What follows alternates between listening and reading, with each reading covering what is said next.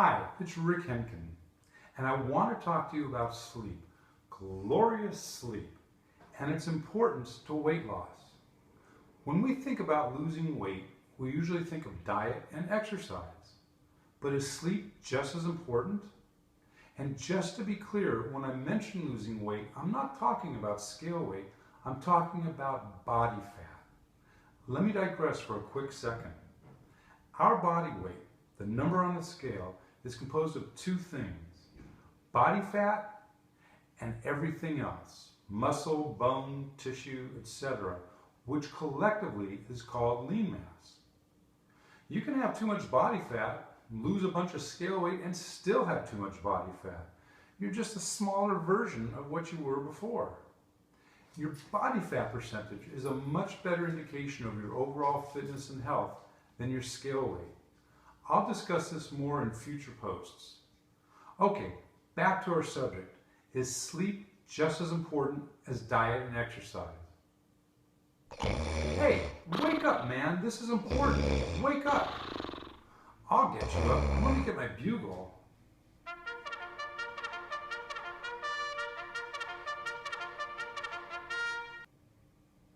Okay, now that I have your attention again, it's generally recommended that adults get between 7 to 9 hours of sleep a night. Yet the U.S. Center for Disease Control says that 30% of us get fewer than 6 hours.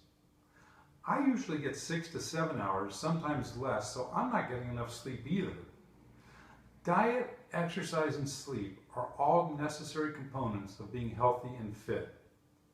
While they all contribute to lessening our risk of heart attack and diabetes, sleep can have a huge impact on the other two. That's not to say that you won't see benefits from diet alone, or exercise alone, or the combination of the two. Of course you will.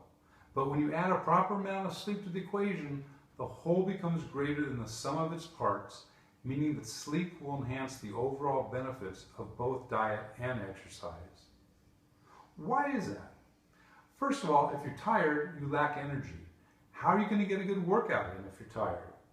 Second of all, you're more likely to want high energy foods. Interesting.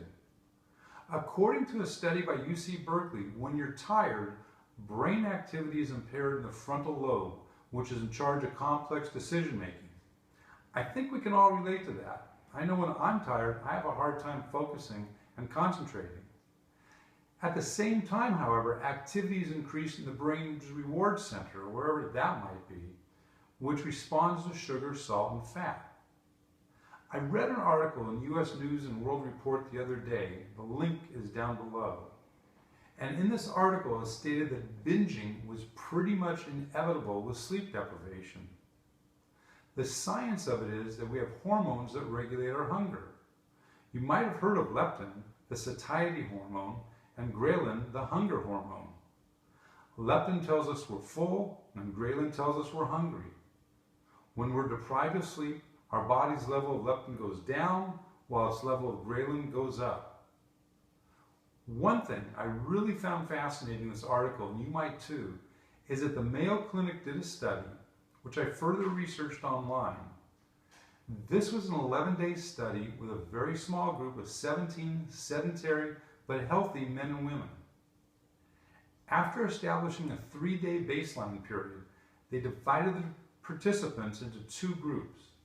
One group that could sleep and wake whenever they wanted, and the other group which was awakened after only 2/3 of their normal sleep period, which meant their sleep time was cut about 80 minutes each. The group that had their sleep time cut ate an average of 549 more calories than usual the next day. That's huge. If you normally eat 2,000 calories a day, that's an additional 25%. And if you normally eat 1,500 calories a day, that's an additional 33% or more.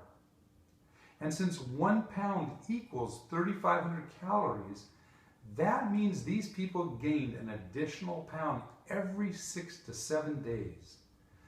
That would equate to over 50 pounds per year gained if the sleep deprivation continued.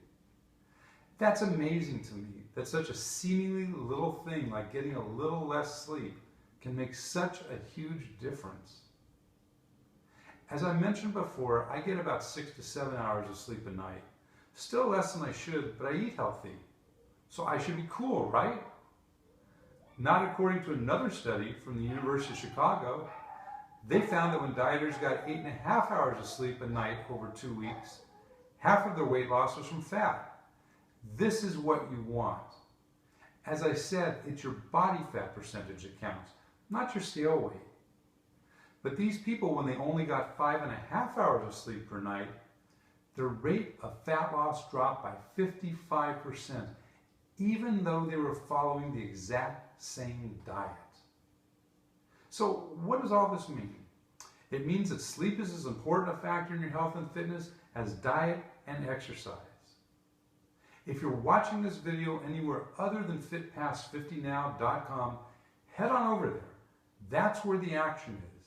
Give me a thumbs up, a thumbs down, whatever. Just leave a comment. Like my page. But most important of all, be the exception. Someone will be. Why not you?